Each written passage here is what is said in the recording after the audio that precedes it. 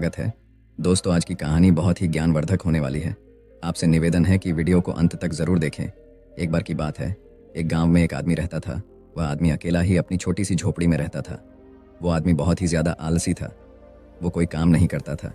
वह एकदम निठल्ला और नकारा था। बस वह हमेशा ऐसे मौके की खोज में रहता कि कहीं से खाना मिल जाए। तो एक दिन जब वो आदमी खाने की तलाश में भटक रहा था, तभी उसे एक आम का बगीचा दिखता है। वह कई दिनों से भूखा था, इसीलिए वह खाने की तलाश में बगीचे के अंदर चला जाता है। वह देखता है कि बगीचे में अलग अलग और बहुत सारे पेड़ थे। तो वह एक पेड़ पर चढ़ जाता है। वह जैसे ही फल तोड़ने वाला होता है, लेकिन तभी अचानक वहाँ पर उस बगीचे का मालिक आ जाता है और उस आदमी को पेड़ पर चढ़ता हुआ देख लेते हैं और वह गुस्सा हो जाते हैं और उस आदमी को चिल्लाते हुए नीचे आने के लिए कहता है। लेकिन यह आदमी बगीचे के मालिक को देखकर डर जाता है और नीचे आने से मना कर देता है। तभी उस बगीचे का मालिक अंदर जाकर एक बड़ा सा डंडा लेकर आता है। यह देखकर वह आदमी तुरंत पेड़ से नीचे उतरता है और मालिक के उसे तक पहुंचने से पहले ही वह जल्दी पेड़ से नीचे उतर जाता है और जंगल की तरफ भागने लगता है और जंगल में जाकर छुप जाता है।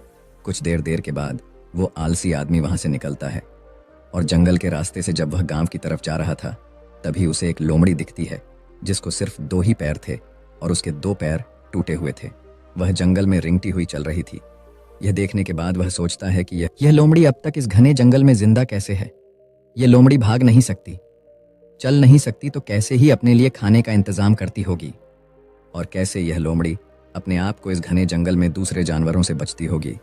यह बात वह आदमी सोच ही रहा था कि तभी अचानक झाड़ियों के पीछे से किसी के आने की आवाज आती हुई सुनाई दी। तभी वहां पर एक शेर आ जाता है जिसके मुंह में मांस का एक टुकड़ा था और वह शेर उस अपाहिज लोमड़ी की तरफ बढ़ रहा था।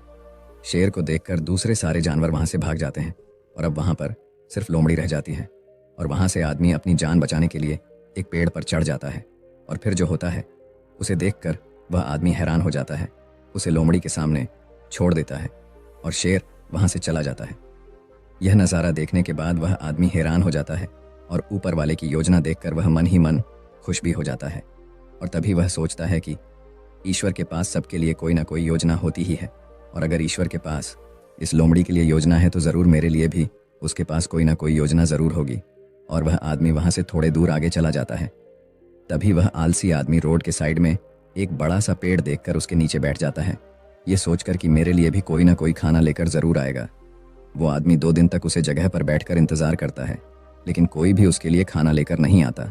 आखिरकार जब उसे भूख बर्दाश्त नहीं होती है तो वह खुद ही खाने की तलाश में निकाल पड़ता है।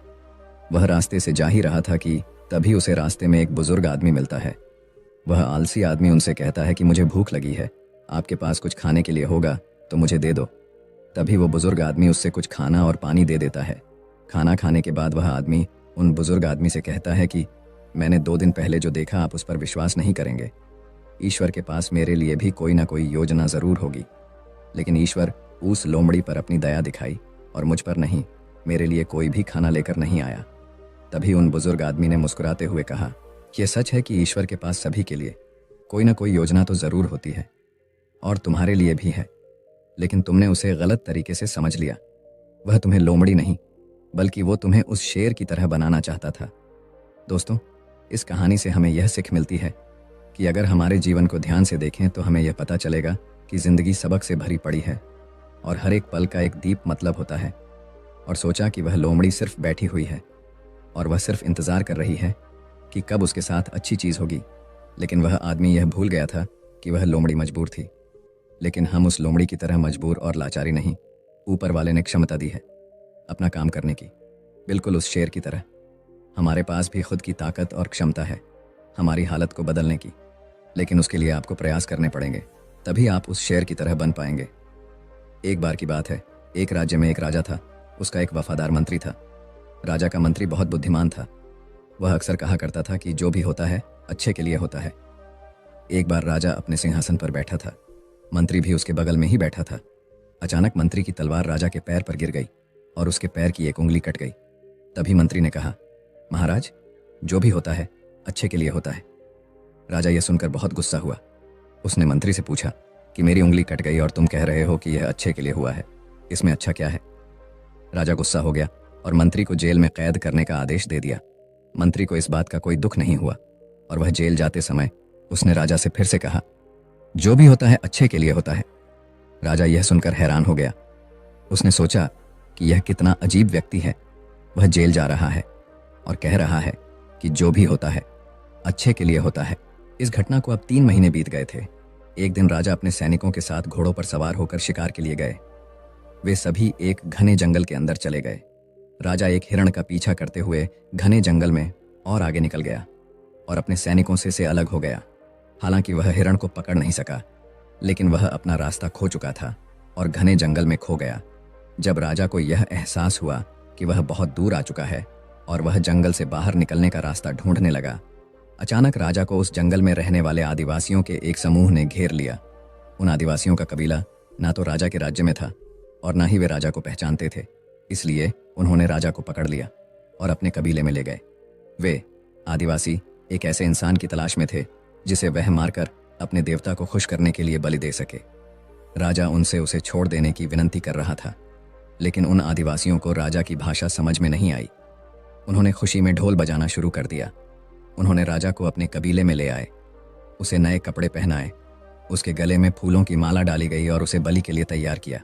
ठीक उसी समय जब वह राजा को मारने वाले थे, कबीले के मुखिया ने देखा कि राजा के पैर की एक उंगली कटी हुई है।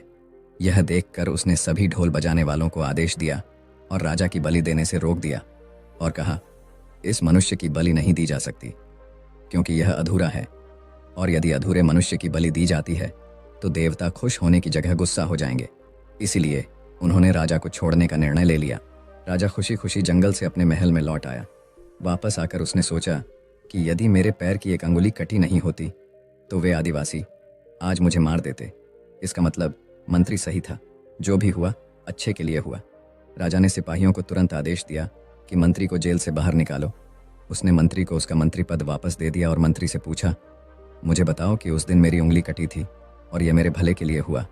मैं यह समझ गया हूँ, लेकिन आप 3 महीने जेल में रहे और आपको इतना कष्ट सहना पड़ा। आपके साथ तो बहुत बुरा हुआ।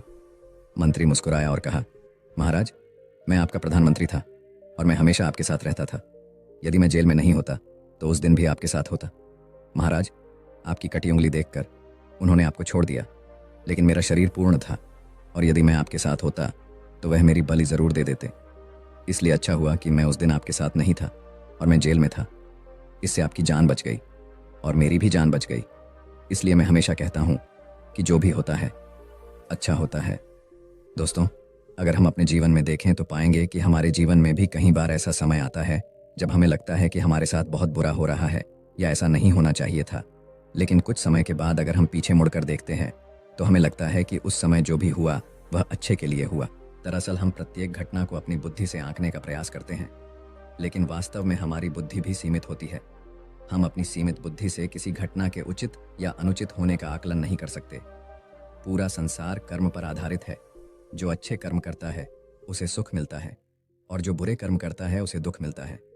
इसलिए अगर आप किसी दुखद दौर से गुजर रहे हैं तो हमेशा याद रखें कि आपके बुरे कर्म कट रहे हैं और प्रकृति आपको आपके बुरे कर्मों का फल देकर हर समय उन्नति की ओर ले जा रही है। यह सृष्टि हमारे दुश्मनों द्वारा नहीं बनाई गई है, इसलिए इस दुनिया में कुछ भी गलत नहीं हो सकता। इसलिए अपने दिमाग से यह ख्याल निकाल दीजिए कि आपके साथ कुछ बुरा हो सकता है, और हमेशा याद रखिए कि कभी कभी जो भी होता है अच्छे के लिए ही होता है। दोस्तों, आपने आज के इस वीडियो से क्या सीखा वह मुझे आप कमेंट में बता सकते हैं। इसी के साथ में उम्मीद है कि आपको आज की वीडियो पसंद आई होगी, तो इस वीडियो को उस इंसान को शेयर करें जिससे ये कहानी सुनने की ज़रूरत है, और उसी के ठीक बाद चैनल को सब्सक्राइब करें।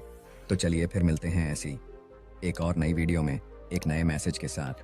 तब तक के लिए अपना ख्याल रखें। धन्यवाद और नमो बुद्धाय।